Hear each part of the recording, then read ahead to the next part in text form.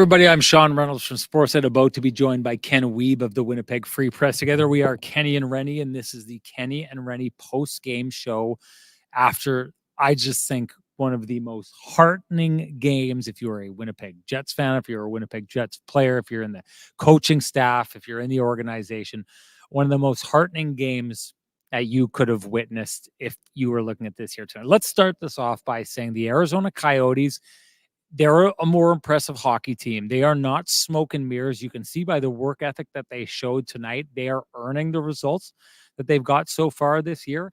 I think they're a very dangerous threat to make the playoffs this year. Hey, had they won tonight against the Winnipeg Jets, they would have been sitting tied with the Jets in the standings, each of them with a win over the other. The first period of this game, thought they made a great push. I thought they tried hard to stay in this game, came back to tie that game up before the Jets went ahead. To me, there's a clear difference between these two teams. They're a young team who made some young team mistakes. But the Winnipeg Jets, if you're them, you have to lean on the things that you do best to get past. So I take a look at it like this. First off, let's just address the idea of what the Jets were coming off of. I had talked about it at the top of the show. We talked about it in this program last night after the game.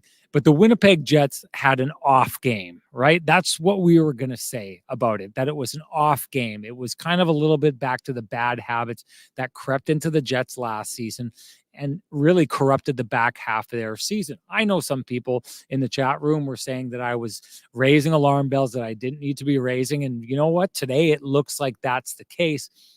But let's not be crazy here. We know the problem over the years with this Winnipeg Jets team is playing very good hockey and then kind of sliding into a lackadaisical style of hockey that they just can't seem to get out of it, and it ends up costing them their season. So I do think it's something that you have to be vigilant with if you're the Winnipeg Jets. What you want to see if you have a game like they had against the Buffalo Sabres, which I think they were the second best team on the ice, but they got bailed out by their goaltender and they got, a gift from the gods goal to win that game. You want to see them come back and show that, no, we're going to win the next game and it's going to be a no-doubter. And we're going to do it playing the style of hockey that we consistently play all the time. And it's going to be the style of hockey that we've been sticking to the entire year, and we're just going to roll over this team. I thought that happened here tonight. Inexorably, as the game went on, the Jets got better and better and better. They were the better team here on this night. And when people talk about a team that, finds a way to win games, right? Sometimes I like that. And sometimes I think that that's a bit of a BS thing, right? And so I'm going to try and differentiate the two and why I like the idea of this Winnipeg Jets team as being a team that, finds a way to win games, because I thought tonight was an example of it, okay?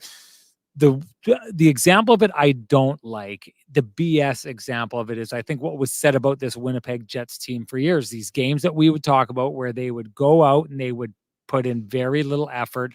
Connor Hellebuck would steal a game for them. They'd, go out and snake charm their way back into a game against an inferior team.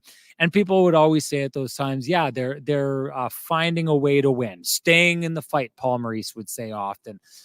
And I just always thought that that was complete and total BS, because what I saw was an underachieving team that would stand up. Hey, I've said this a million times. They were the tortoise and the hare. They were the hare who, had all the capability to win a race in a walk and decided to take it easy and ended up losing some games to the hare. And eventually that kind of attitude, I think, cost your season. So when I used to hear about that, about the Winnipeg Jets, I didn't buy it. I didn't buy it one single bit. This now, when people talk about the Winnipeg Jets team finding a way to win like they did last night, I buy it. And here's why. I think that we see time and time again the Winnipeg Jets finding ways to win games. And when you're talking about a good team and good teams find ways to win games, this is what that should look like. It should look like some nights 3 out of 4 lines aren't going, but because you're so deep, one line can win you a game. We saw that from the third line quite a bit earlier this year. What it looks like is in a night like tonight, where you've got two teams that I think were fairly evenly competing in this game, the Jets are the more established of these two teams. They're the more veteran of these two teams. And I thought because of that, they were the least mistake prone of the two teams. And a good example I think of is the press that they had going on before the game winning goal, Kyle Connor's goal, which I'm sure a lot of you people out there are going to have as your lamplighter. The Jets were pressing in the zone, pressing in the zone. Arizona had a number of times that they could have got the puck out of the zone and didn't. And then they finally did towards the end of the shift. They had the puck in neutral ice, and I can't remember which player it was for the Arizona Coyotes, but he just casually gave the puck back to the Winnipeg Jets. And they turned it, went up ice in that transition game of theirs that is just absolutely lethal right now. And they go down and they score the goal that ends up being the eventual game winner. That happens because the Jets are the more established of the two teams, and they're not making those same similar mistakes. And then beyond that, finding a way to win. I've said this time and time again about the system that Rick Bowness, Scott Arniel, and the Winnipeg Jets coaching staff have this Winnipeg Jets team playing. If they play to this style of game, it gives them an opportunity to win every single night. And they do it honestly. And that's, I think, the highest compliment I could give to the Winnipeg Jets, definitely based on where this organization has been in years past. The highest compliment I could give to them is that they are winning games with an honest game and in honest fashion. They're not cheating the game. They're paying attention to the details. They are doing the things that they need to do to win. But most importantly, they are doing what their coaches said they needed to do at the beginning of the year. And that was play good defense and build offense off that good defense. They have been doing that to a T. Tonight is another example of it. And it's another reason why the Winnipeg Jets went 4-1 on this home road stand. It's a big reason the Winnipeg Jets have gone 9-2-2 in their last 13 games. They jumped ahead of the Colorado Avalanche. I haven't seen what the Avalanche did tonight. I know that the Avalanche have a game in hand, but the Winnipeg Jets are showing that they belong in the upper echelon of teams in the NHL. Get excited, people, because what you're seeing from the Winnipeg Jets is a sustainable style of game that if they stick to this style, I don't care who they play when they make the playoffs, because if they play like this, they're going to make the playoffs. Whether they win or lose, they will be an amazingly tough out. That's my take on it. Kenny's not ready yet to bring in here, but Harn Ryan Singh is going to join us fresh off the broadcast. He called the broadcast here. We're going to see if we can't get Sammy the Scarf Cosentino in for 2 straight games. I'm not sure if that's possible. That's a pretty big get 2 times in a row, but crazy enough that we've got Harn Ryan Singh. I'm just going to need Harn Ryan to turn on his camera and turn on his microphone at some point here. Want to bring him into the show. Just got to get you, Harn Ryan, if you're listening, to do your thing. Here he is. He's ready to come into the show. The guy who called the game, the guy who, I have to say, Harn Ryan, I got message after message after message telling me that the duo of Harn Ryan Singh and Sammy Cosentino, and some people would throw in the trio there because Sean Reynolds fits in there somewhere, but not quite the headliners of those two. But so many people telling me that you and Sammy are the favorite broadcast team that comes in and does it tonight, begging me to get you on KNR tonight. And that happened. Welcome back to the show. It has been too long, my friend. What did you take away from that game that you saw the Winnipeg Jets win here tonight? Well, first of all, thank you for the kind words and introduction, and thank you to the Jets fans. I mean, we've got something good going here ever since I joined the English side. Love the comment, Donnie Boy singing scarves, because the scarf we're waiting to see if Cosentino shows up, but I think he will. Yeah, I saw some really good things, and you brought up the concern right off the bat. I'll take a little jab at you too, right? Because all of Yeah. a sudden, but it was interesting because you had that observation as well today that Rick Bowness has come into games after games, and he's really, even after a victory, questioned the team and been saying that this isn't going to be enough, and so a different style from Scott Arniel, of course, but I think from what we've seen from the Jets, you're right. Some of the comments you had earlier on I would agree with that. Like, when are people going to get excited about this team, right? In Yeah. Winnipeg, this is something that not a lot of people could predict or saw coming, and I think it has a lot to do. If we zoom out and go big picture, I think it has a lot to do with the Shifley and Hellebuck extensions that were signed. And if you put yourself in the shoes of the rest of the players on the Jets roster, think about that motivation, because Yeah. all of a sudden you realize that the team is still going to go for it, and you realize that this team still has a shot. And if you add on, so Cheveldayoff re-signs them, and they're here long term, but then you also think about the trade for Pierre-Luc Dubois and what the Jets got back. And I had the privilege of calling 2 seasons in a row Los Angeles Kings playoff rounds against the Edmonton Oilers, and players like Gabe Velarde and Alex Iafallo and Rasmus Kupari, they are legitimate players, and it's being proven Yeah. again here in the Jets lineup. I mean, this is without even seeing what Velarde can actually bring to the table. We only got a little taste of that, and so I think we are seeing a team that is not afraid of rolling four lines. You had a great story in there, Sean, today about Nemesnikov, and the Niederreiter. Nino Three Niederreiter. shots, yeah, 3 shots in the last 30 minutes. Very impressive. So yeah, the depth really showed through, and I think it was a very mature game, even though it was sloppy at Agreed. times.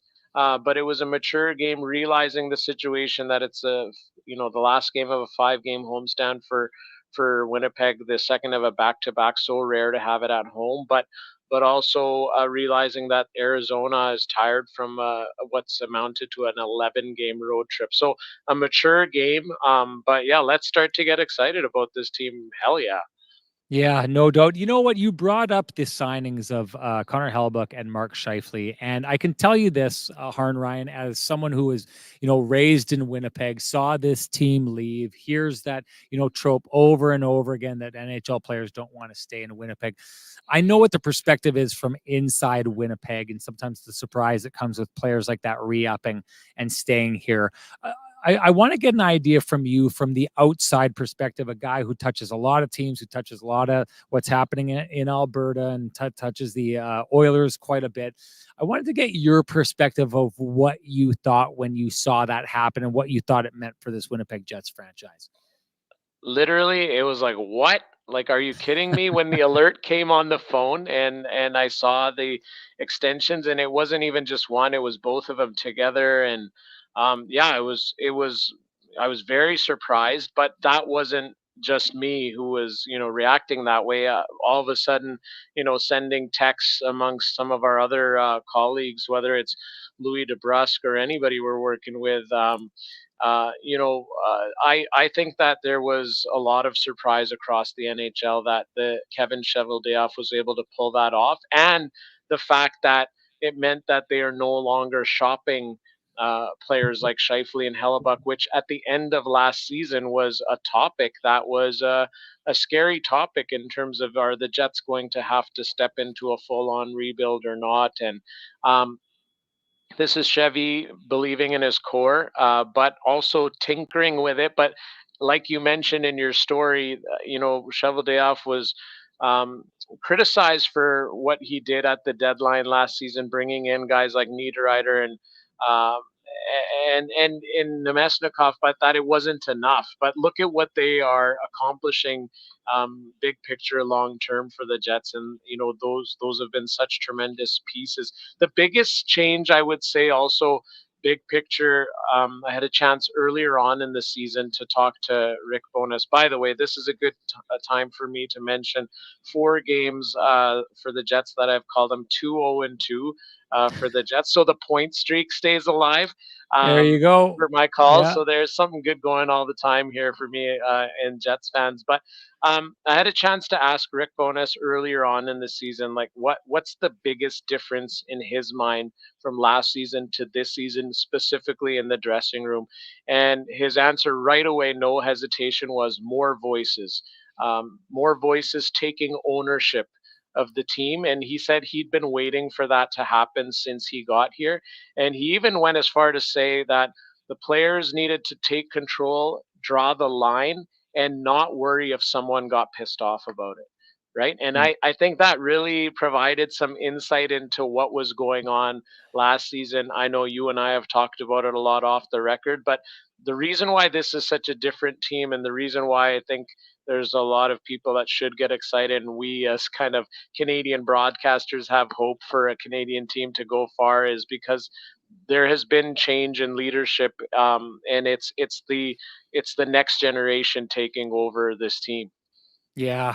Hey, so behind the scenes, and I'm not going to name names because everyone handles this different. I've had color guys come in over the last couple of years, and some of them, after watching Mark Scheifele in the this chat room and the people that we're talking to right now, are going to understand this because there's been some frustration with Mark Scheifele over the years in his defensive play. I, I'll say this: had some people come in at times and walk away from those games and say, and I thought did a really good job of handling the call in the game, pointing out some of the errors that Mark Scheifele was making, and Sammy, the scarf is in the room here, so I'm going to bring him in right away. But I just want to set this up before we get going here.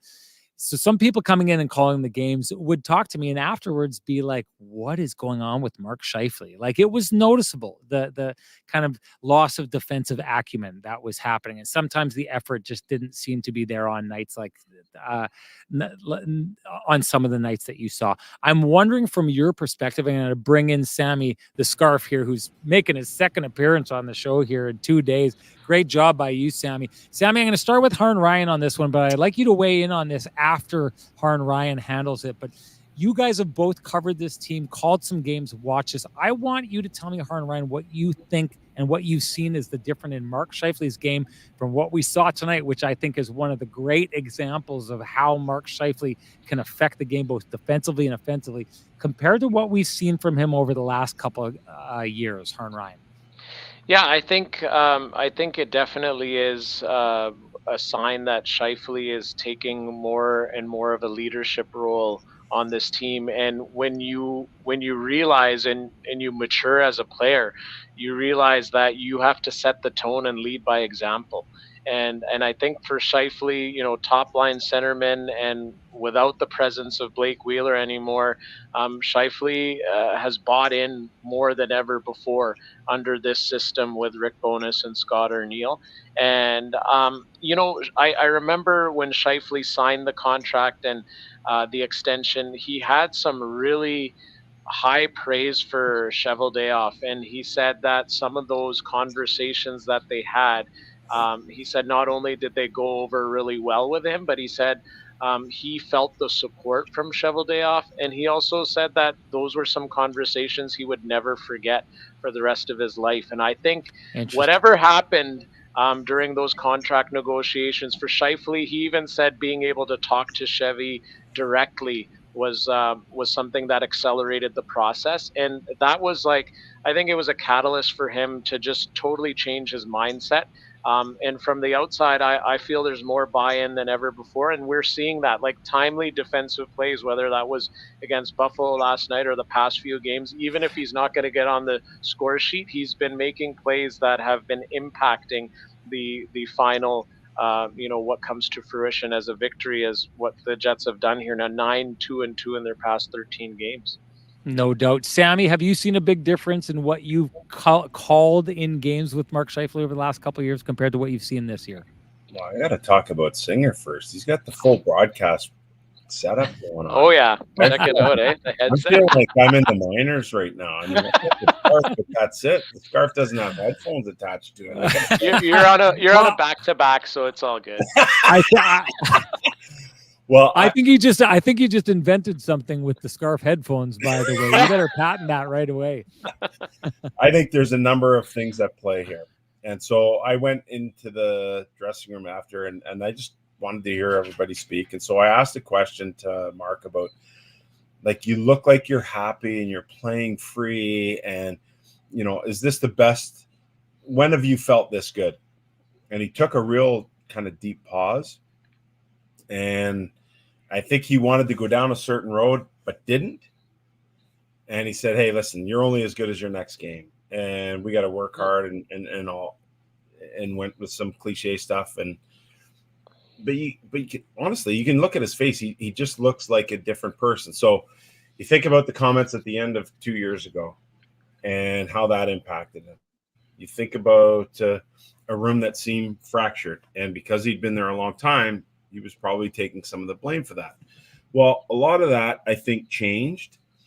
You know, you get the deal done. This is the place you know you're going to be. So it's kind of ride or die. It's not like the limbo that was before. Hey, I might leave. There's uncertainty. Do people want me? Do I want to be here? That's all gone now. So it's a ride or die scenario where you're like, dude, I'm here. So we're going to do this, and we're going to do this together. For me, this is the best hockey I've seen him play in a couple of years, honestly. So what I'm looking at is a guy who's engaged, a guy who knows he's going to be here for the long term, a guy who knows he has to be good for the team to be good. But in terms of playing a full game, down below the goal line, checking, backtracking, and he hasn't lost anything in terms of his ability to distribute the puck, which is probably more on par than it's ever been in his career. I think he's on pace for a career high in assists, and he still has that goal scoring ability. But like, he just seems like if I could put it in one simple phrase, it looks to me like he's playing free. And anyone who's played a sport, what was that? PLD. Sorry, no. Yeah. No, I'm just. But anyone who plays a sport, or even in our jobs, guys, right? If your head's full of stuff, you're not as good. But if you're singularly focused on just one thing and one task, you're better at your job. And my cousin, I got to credit my cousin Mike Gavin, used to watch that show. I think it was called Coach, and there was a line in that said, "Hey, don't think you'll hurt the team." And there's a lot of truth to that. You know what I mean? Don't think. Go out there and play free. React. Do what you know how to do. Don't think about the process of doing the things that you know how to do. So that's what I'm seeing from Mark Scheifele, and I think he's playing. I'd go out on a limb and say he's probably playing the best hockey of his career right now. He's been phenomenal. Hey, you guys, I've never made any bones about it. Not only are you two of my favorite people to work with and be on a broadcast team, you're two of my favorite people in this world, period. So being able to spend time with you guys is the absolute best. I kind of want to have you all to myself. Unfortunately, Ken Wiebe is showing up in the green room and is ready to come into the show. And we've got music that we have to play, contractually obligated to play every single show. So we got to bring him in here, you guys. So it's time. We've waited long enough for Kenny, or he's made us all wait long enough. Time to bring him into the show right now. Here comes Kenny, everybody.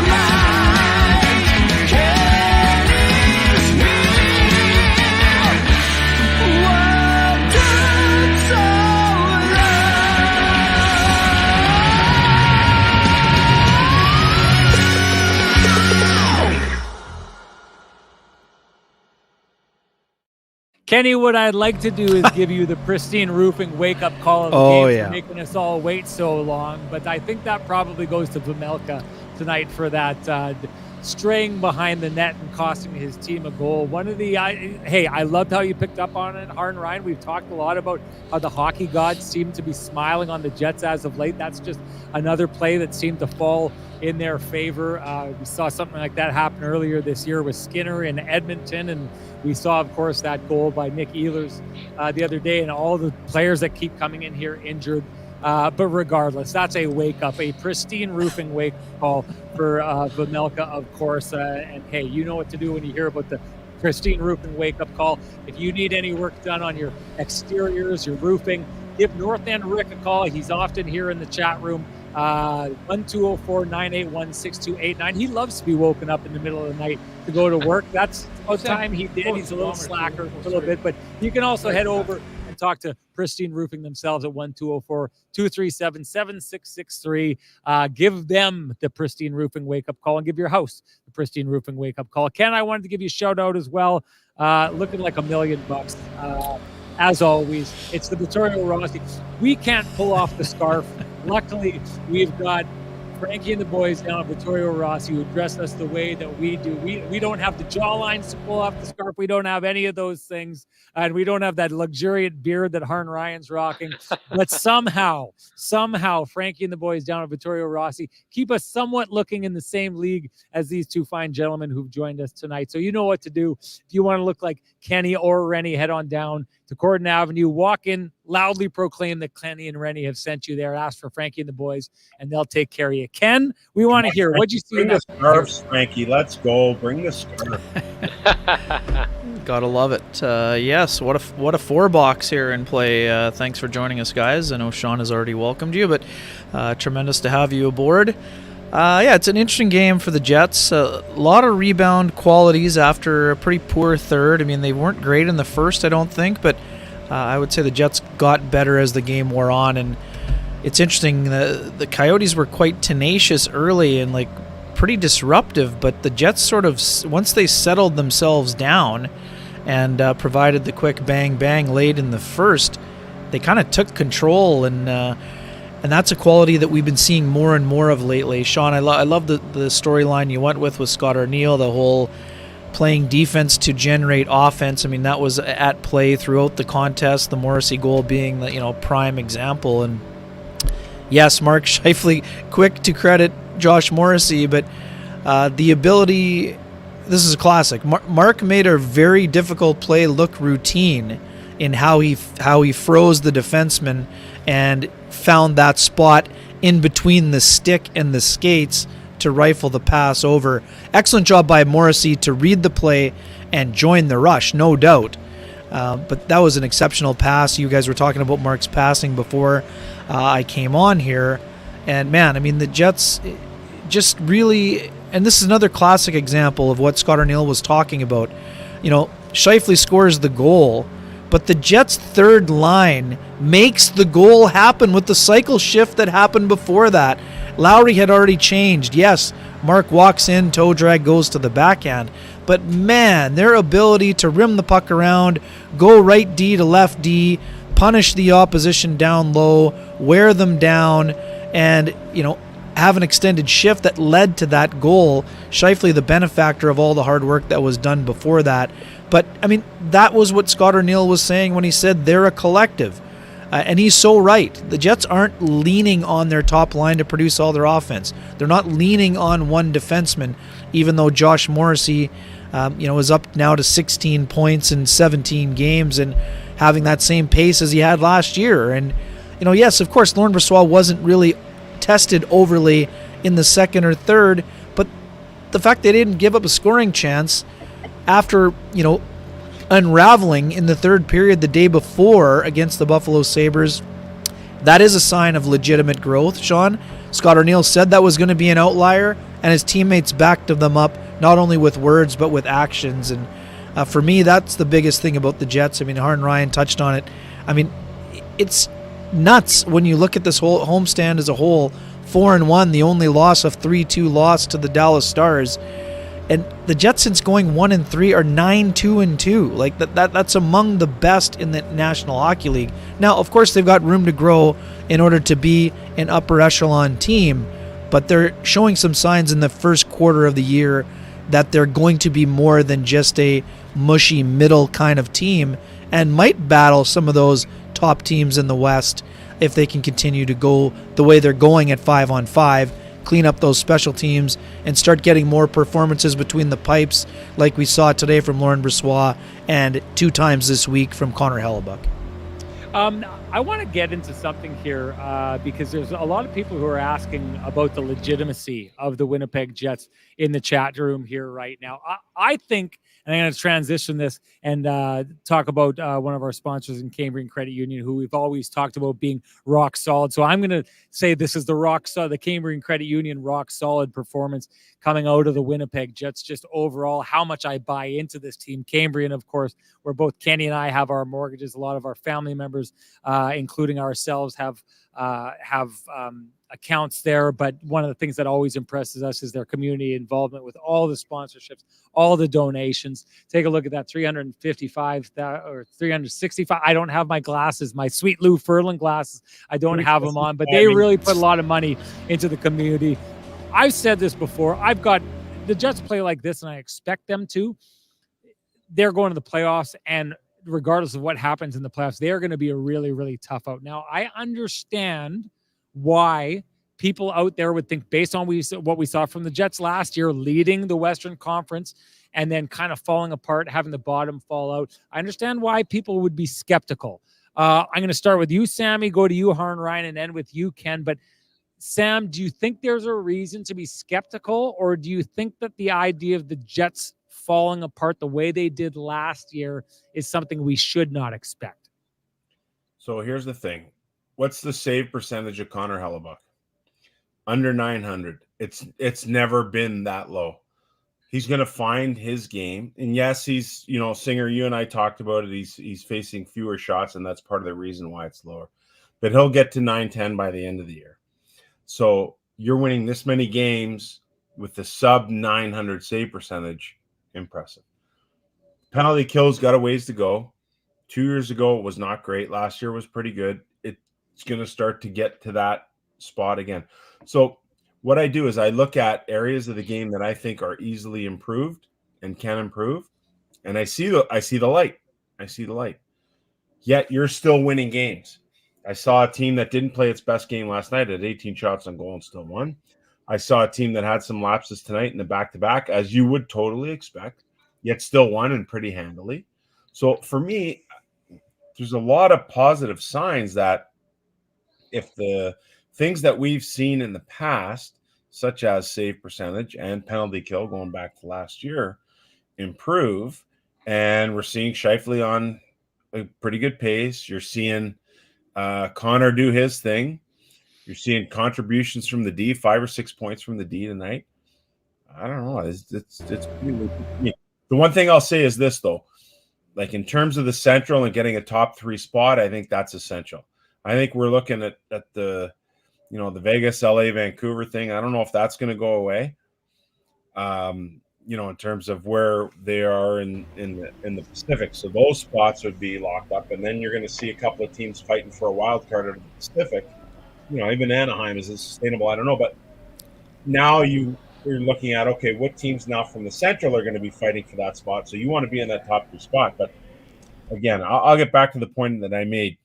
Winning, doing well right now, and still some room for improvement, or at least regressing back to the norms in terms of save percentage and penalty kill. And I think that's pretty key.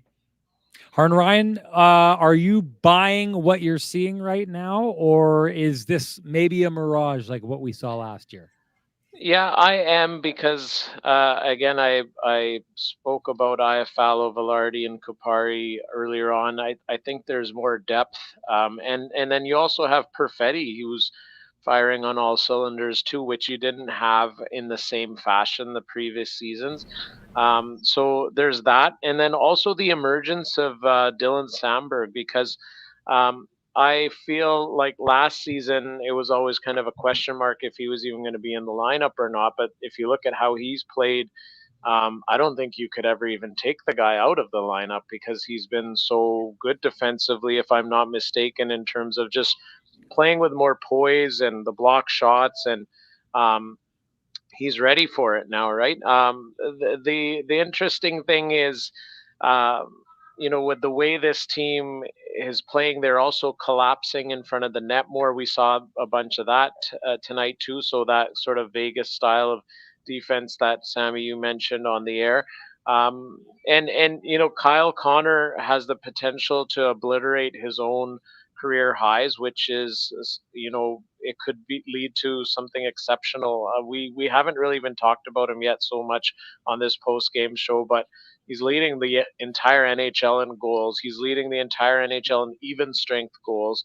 He has 14 goals in 17 games, and the last Winnipeg Jets player to do that 1.0 or 2.0 was Teemu Selanne with 14 and 17. I mean, he couldn't have asked the hockey gods for a better start to the season. And, one thing that comes to mind, again, an early conversation with Jets player, Neil Pionk, when the Jets were 1-3 to start off the season. I asked Neil Pionk, if he was kind of worried, and he said he was no hesitation. And he said he wasn't worried at all because he thought there were just a couple of tweaks needed, and the goalies needed to be a little better, and he was exactly right. After that, the Jets have taken off and they haven't looked back. One little shout out here to Laurent Brossoit to his 100th career start tonight, and a victory, of course, but this guy has battled some serious injuries. And if you talk about the hip surgeries, and I mean, I've heard other goaltenders talk about it, that the hip surgery can be like the worst possible injury for a goalie to come back from, and for Brossoit to come back and now his 100th career start tonight, good for him to battle through that, and his second stint with the Jets here. Obviously, there's a ton of loyalty with Kevin Cheveldayoff in this Jets organization, and we're seeing a lot of things fall into place this season. So I am a believer. Hey, I'll tell you, that's a heck of a trip to the buffet for both you two. But here comes the king. Step aside, watch him tuck the napkin into the collar and go at it, Ken. What do you think? Are the Jets legit? A couple shrimps left in the buffet there. They were held on ice. It's good. No, the guys are touching on a lot of the things. And the biggest thing for me is the dynamic has changed so much. I mean, the Kings acquisitions that Harn Ryan touches on are obvious, and the Jets haven't even really got to enjoy the fruits of the labor that Gabriel Vilardi will provide. And as the Jets took the optional today, there's Vilardi working on his conditioning again today with Brad Lauer. This is a legit top six forward with a two-way presence and a defensive conscience, which again, we're talking about what it's going to be like down the stretch and into the playoffs. Those are the kind of players that don't exactly grow on trees. But, Sean, you and I have talked about this countless times. Nino Niederreiter and Vladislav Nemesnikov were kind of under the radar additions at the deadline last year, but they go to the hard areas. That the Jets didn't have a ton of guys that went to those areas among their skilled group. So those guys are a huge addition. And then you have, Kapari hasn't really got himself going yet, especially not offensively. Iafalo's been a great fit. Vilardi will help. And I just feel like they're playing more of a playoff brand of hockey. Of course, they're going to have to be better. Will they have to upgrade their defense core if they want to be a legit contender? Absolutely. Sam, you and I were talking about this pre-game already today. And again, love the passion in the chat room. But the Jets aren't trading for, let's just say, for example, Chris Tanev on November 19th. Even if they wanted to bring in Chris Tanev for the deadline, and for the record, yes, I am on board with Chris Tanev being an excellent potential addition for the Jets, and not just because he played for the Manitoba Moose. He would allow the Jets' defense core to strengthen its right side and slot the other D-men down accordingly, if you will. And much like we've talked about the Jets' depth up front, all of a sudden, if it's Tanev and Morrissey, and it's maybe DeMello and, let's say, DeMello and Dillon, and then it's Pionk and Samberg, and Nate Schmidt's the number 7, or maybe Ville Heinola is pushing his way into that mix at some point in the new year. Well, again, that's the kind of defense core that is going to be required to go toe-to-toe with Colorado or Dallas if the Jets want to try to get themselves out of the Central, let alone try to get themselves to the conference final or beyond. But I'm with Sam. I mean, I've been saying this as politely as I can for 17 games. The Jets are not going to be the Seattle Kraken and be a playoff team with sub-900 goaltending. They have goaltenders that have shown time and time again that they will be league average or better, and in a lot of ways, league average to elite when it comes to Connor Hellebuck. So I don't think for 1 second he's going to be hovering around 900, and I think 910, is going to be low on the buy or sell, quite frankly. But yeah, he has a lot of work to do to get to 915 or above. But I think he's at least going to finish at 910, and I probably wouldn't be surprised if it was 15 or maybe even 920. But that's going to take quite a bit of quite a few stops racking up. And let's not ignore the fact that Jets they still give up a lot of the chances that they're reducing the quantity, but the quality that they give up has still been a little bit too high at times. No breakaways tonight, though. No, that was big. I mean, I did grill Scott O'Neill about that this morning, and he was not thrilled by the Peterka breakaways that were happening. He said they're just giving the opposition free offense, and hey, we noticed, guys, all four of us. The Coyotes had some guys kind of lingering around the old far blue line, but they were covered in this situation. So I am buying the Jets being a team that will not fold. Again, adversity is going to come at some point. We had no issue with the Jets in the first 15 games last year, or the first 30, or even the first 45.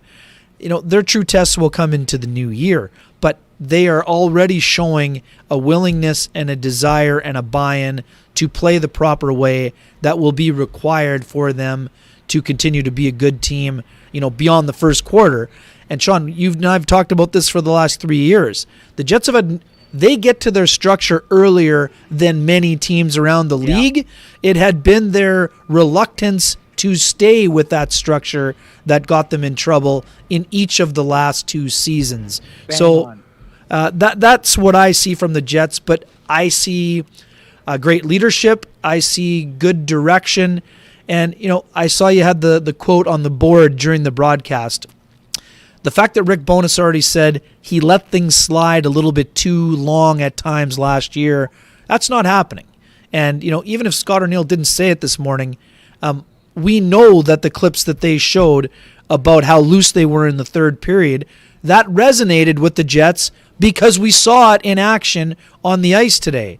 Yeah, hey, the Coyotes are missing some important players. Hey, the Jets are missing, a potential top 6 D-man and a top line winger also. So they don't have to apologize for beating teams that don't bring their full lineup, because the Jets haven't really had their full lineup for much of this year either. It's part of it. Every team's going to go through it. But I do think the Jets are better equipped to handle the bumps that will be around the corner. Sure, room for improvement, but this team's legit. They're not a, early, beat up on bad teams, get fat on your press clippings, and then totally disregard the structure you played with in the first 20 games and become an also-ran. I don't see that happening. I actually see this team getting better as the year goes on, unlike last year where they unraveled and had a really difficult time getting it back on the tracks. So when are we going to see the first sellout? Oh, there was a comment there, right? Because you brought it up too. When is the city, or when are they going to get excited about the team, right? And so, I think people are excited. I just think that's a different issue that is not as simple as the Jets winning or losing. I don't think people aren't excited about it. I wanted to close out this conversation that we're having about this. Ken, I think you're bang on with the idea that the Jets coaching staff is a lot more vigilant to allowing that slide that happened last year. This is the main one for me, and I don't know if you guys, Harn Ryan and Sam, have been familiar with my concept of the snake charmer offense, but I've said this about the Winnipeg Jets for years. They're this team that loved to score from distance. They love to kind of weave and bob and move around and score from the outside, not go to the front. And you would see it with Kyle Connor, Mark Scheifele, and Blake Wheeler would get together. And what would happen is after a while, they would score these goals and then they would just stop going to the net, and that offense kind of dries up as you get closer to the playoffs. And then all of a sudden the Jets would have a real hard time. Talk to Mark Scheifele after the game. He gave a great interview on the bench afterwards about, the pride that he feels in this team and how they've responded. If anyone wanted the Jets to start this way, it's Mark Scheifele, who re-signed here and wanted to show that was a good signing. But one of the things I talked about with him was the coaches and the idea of them saying that good defense was going to lead to good offense and how these guys have bought in. Scott O'Neill talked about it afterwards. Mark Scheifele talked about it on the bench. The kind of goals where this team is backtracking and stealing pucks, playing good defense, turning the puck around, heading up ice and scoring, these have replaced those snake charmer goals as the kind of goals this team wants to score. So last year, the Jets got asked to play defense by their coaches, and they did it for the first half of the year, and they got sick of it, and they started winning games playing the snake charmer and thought, why are we doing all this work if we can just snake charm our way to the end here? And then it dried up on them. Well, the Winnipeg Jets, I think, A, have learned that lesson. B, their coaches are on top of them to make sure that they remember that lesson. But C, they've been convinced that the most fun kind of offense and the kind of offense that is appreciated most by their teammates is them working their butts off to get back defensively, help out their team, steal the puck away from the other team by just saying to them, we're faster and bigger and stronger than you, turning it up ice, and then going and scoring like that. I think the snake charmer style used to be the gravity that the Winnipeg Jets would constantly be pulled back to. I think the poles have shifted and flipped. I think the Winnipeg Jets now prefer this kind of offense, and that's why I think they'd stay more committed to it this year than they did last year, and I think are probably going to avoid that issue. Ken, before we move on, we should start getting into our Lampies and our keg saves of the game and our Johnson Group got you covered play of the game. But first, let's do buy and sell and give a shout out to Sweet Lou while you're in the process. Yeah, right on. For the folks who have realty needs they'd like to have met, contact our main man, Lou Ferlin at Royal LePage Dynamic Realty, 204-791-9971, or at the office, 204-989-5000. You can reach him by email, lou@louferlin.ca. That's LOU@LOUFURLAN.ca. Lou Ferlin, excellent realtor, excellent human being, and excellent supporter of the community, including this podcast, for which we are very grateful. Buy or sell? I'm going to go with buy. Hey, Mark. Hold on. Sorry. Before we do that, let's Who just needs a scarf? Harn Ryan, I know that you got to get out of here. We really appreciate you stopping by. I'm going to come as soon as we're done here. We're going to stop by to have a chat afterwards. It's going to be great. But it means a ton to our audience that you stopped by here tonight, my friend. Thank you so much for doing that. We'll see you in about 20 minutes here, okay? All right, sounds good. Thanks for having me. Always great to be here in Winnipeg with all of you. All right. See you soon, Harn Ryan. Thank you, Talk to you later, my man. Okay, we are going to do buy and sell. I know you loved this one last time, Sammy, so I'm going to let you go ahead again this time. Are you buying? Are you selling today? And what are you buying or selling, Sammy? All right. I'm selling on Vejmelka's puck handling. So, well, no, I ain't going to tell you why. There's a story. No, I like it. Go to the optional morning skate, and Vejmelka's out with Corey Schwab, and he's doing exactly that. He's handling pucks. So how often in an optional do you see the starter go out there and do his work? So I have to give him all kinds of credit for that. Like that's impressive stuff. But the one goal, obviously, the Vladdy goal, and it can be deflating for a team.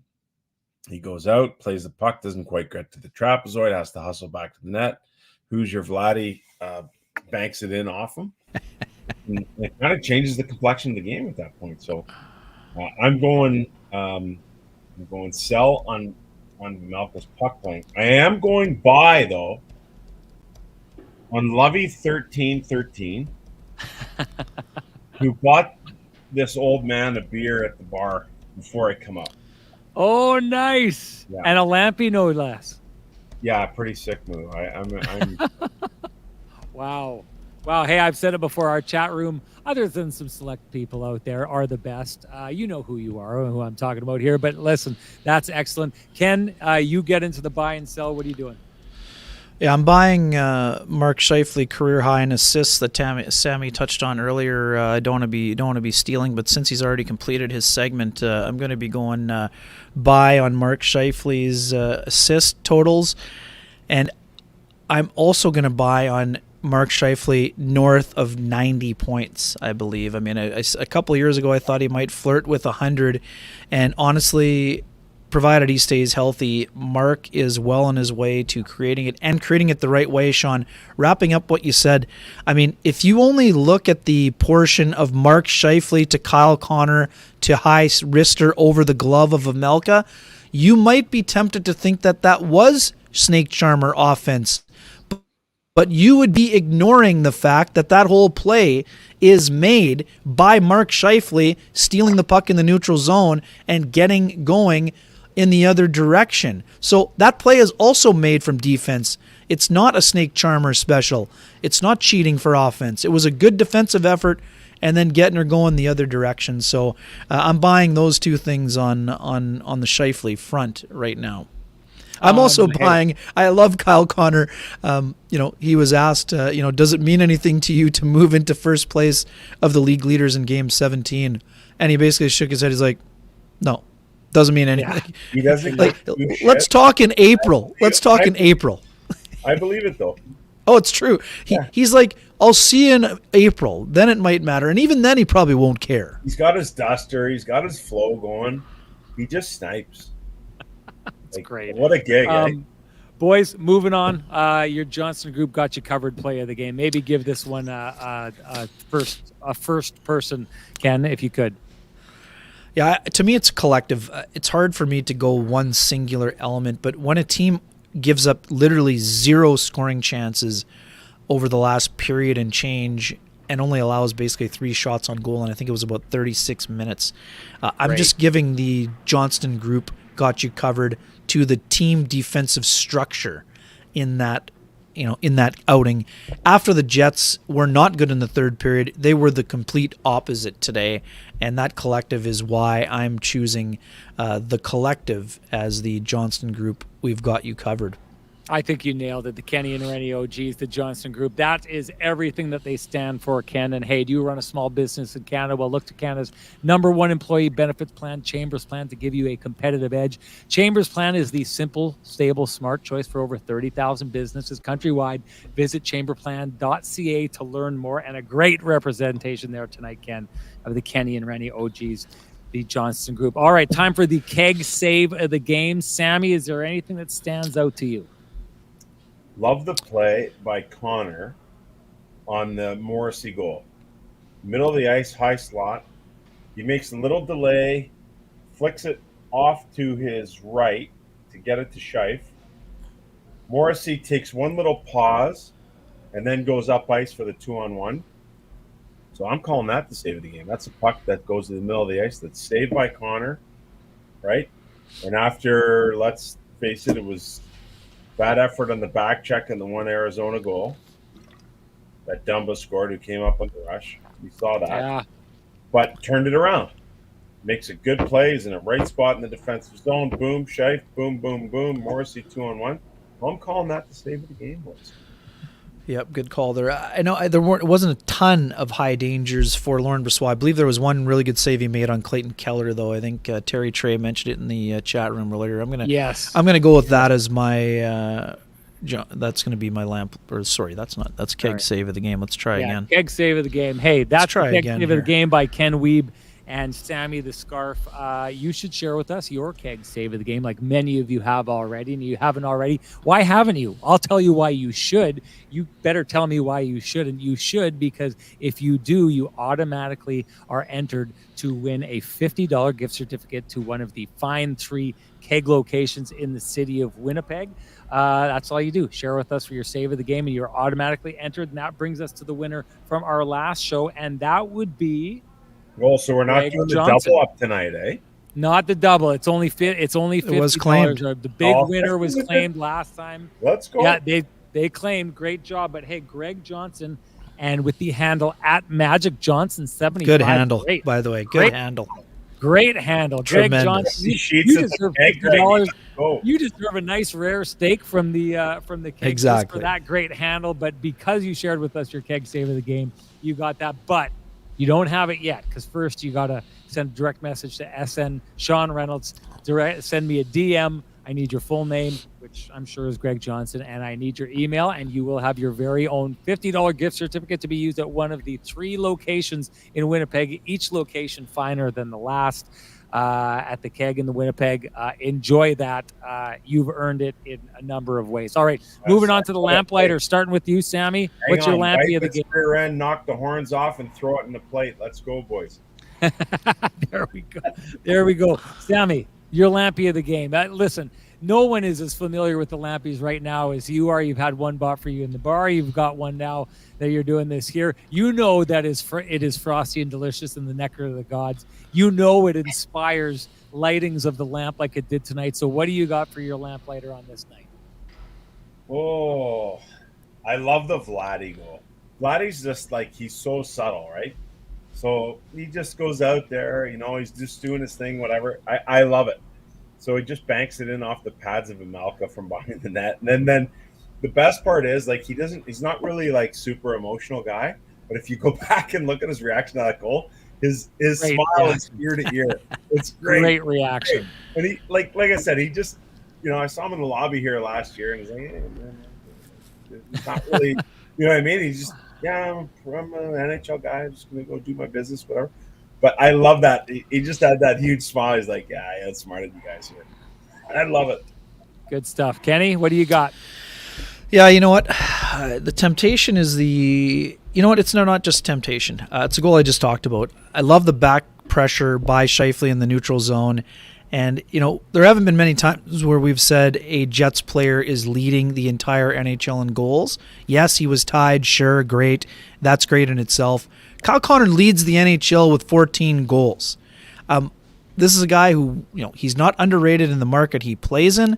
I think league-wide he has recognition. We know that from talking to Pete DeBoer recently. But we're still not hearing if Kyle Connor was playing in Toronto and had 14 goals, we'd be hearing a little bit more about it. So for me, first because of the effort by Scheifele to cause the new turnover in the transition, but then it's just another flat-out snipe by Kyle Connor. And for what you mentioned, Sammy, I mean, here's the thing. Kyle actually hustled to get to the back check, but then started coasting at a time when he needed to bear down. He didn't have a stick in the lane, and he didn't lift the stick of Dumba. Now, it's still a good play by Travis Boyd, but he knew that he had to hustle to make it, but then he kind of put the coasters on, and it was just a bit of a strange play, but put it behind him right away, follows it up, does a good job of restoring the lead, and then I really like the way that line kind of amplified things for the remainder, and that's why I'm going with the Kyle Connor goal as the lamplighter for this evening. This may be the first time we've ever, probably because we don't always have three people on here, but maybe the first time ever we've gone with three different goals. My lamplighter on this night is Scheifele's first goal, not only because it's sick hands for him to reclaim that puck that he loses, it's what preceded that. And we did a story on it in the broadcast. This goes down as a Mark Scheifele goal. It goes down looking like it's a first-line goal. This goal is entirely the third round, just absolutely grinding the heck out of this team. So I'm sitting over where in the corner where the Zamboni comes out of. And after that goal is scored, two Coyotes players go skating by, and they are sucking wind and looking entirely defeated. Why? Because the third line goes out there and for 47 seconds absolutely grinds the heck out of that line, leaves them with absolutely nothing left. And this is one thing, guys, if you've played hockey before, sometimes when a player makes a good change, you'll hear it at the bench. Guys are like, good change, because you put the guys in the ice in a good spot.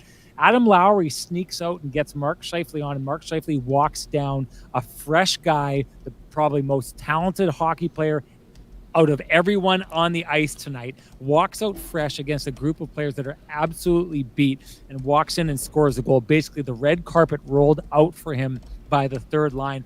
This is a team goal. I mean, think of how appreciative you'd be if five guys, while you're sitting on the bench, absolutely beat the snot out of guys and leave them with nothing left, and then just hand you the puck to say, go put that in the net, Mark. You deserve it. I love the team concept of that goal. That's why, for me, it's the lamplighter of the game. A lot of deserving nominations tonight. But hey, we want to hear from you and see what you have to say, because if you share with us your hashtag TCB lamplighter of the game, you are automatically entered to win a Frosty Delicious 8-pack of the Nectar of the Gods. You see Sammy enjoying and taken care of there. Share with us your lamplighter. You're automatically entered to win. If you can't wait for Kenny and Renny to gift you your very own 8-pack of Frosty Delicious Lamplighter Amber Ale, head on down to Trans-Canada Brewing Company. You can go to their tap room where they have plenty of Lamplighters, plenty of other beers, great pizza, great food, 11290 Keniston. That's where the December 10th Kenny and Renny Christmas party / holiday party / December to remember / December to dismember party will be. We want you to join us there, everybody. It's going to be a blast. Already have a lot of tickets out the door. but there's room for Morio. We want to make it an absolute banger, so you know what to do. Head to Eventbrite. Just if you need to, just go and search December 10th, Kenny and I got it Renny here. I got it. Eventbrite. I got it. I got it. Kenny's I going got to it. throw it into the chat room here. But go get your tickets. We can't wait to see you. There will be a live viewing of the KNR show that night. It is going to be a great one. And it's time for me to announce our Lamplighter winner from our last show. And it is someone who has taken part in their fair share of live shows, Ken. Love it when people like this win. You know what? Roy Mack 6921, which we all know is Roy Mack, the guy I will choose as my tag team partner for the December to Dismember party. No doubt. If you saw this guy, Sammy, he's an absolute bull. So I'll be that guy who hides behind him. I'll be like Jimmy, the mouth of the South Heart, jumping around with the behind megaphone, him, pointing my finger on the other side, and I'll let Roy Mack take care of it all. But Roy Mack, you've got something to take care of before that. You got to direct message me at SN Sean Reynolds. Give me your full name and your email, and I will send you your voucher for your very own Frosty Delicious 8-pack of Lamplighter Amber Ale, brought to you by our friends from Trans-Canada Brewing Company. That's it for us here tonight. Sammy, it means the world to us that you came in and you stopped in for 2 shows. I know it means the world to our audience. Double header. Love it. It's the world to me. Let's go. That's awesome. That's great. We had so many people messaging me tonight during the game being like, please have Sammy and Harn Ryan on afterwards. They're the best announcer duo that we have here. You are appreciated in this market. I hope you feel that way, because no doubt about it, not just by Ken and I, but by our audience. They absolutely love the heck out of you, and that's deserved love. I want to give a shout out here, of course, before we do go. If you appreciate the conversations happening in this space, please appreciate our sponsors who fight to keep the conversation going in this space for us. That's Vittorio Rossi, Cambrian Credit Union, the Johnston Group, Pristine Roofing with their wake-up call, Sweet Lou Furlan, and of course Trans-Canada Brewing Company and the Keg. Thank you to them, and thank you to all of you. You rocked it here tonight. It's a lot of fun doing this show so far this year. The Jets are doing great work. Ken, you got something to say before we head out? Yeah, enjoy the Grey Cup. Any predictions, Sammy, while we have you here? The Pegs are going to win it first. It seems like it'll be a walk. That's what I think. Anyways, thank you very much, everybody. We will see you. It's not till Wednesday. Another Sportsnet game. I'll be down in Tampa Bay. Ken, you will be as well. You'll be in studio, Sammy. It's great. We'll all be taking part in it some way, somehow, as we hope all of you will be taking part in the KNR show afterwards. Thanks for joining us here. We will chat with you after a huge game against the Tampa Bay Lightning on Wednesday. Bye-bye, everybody. Enjoy the rest of your weekend. Good night.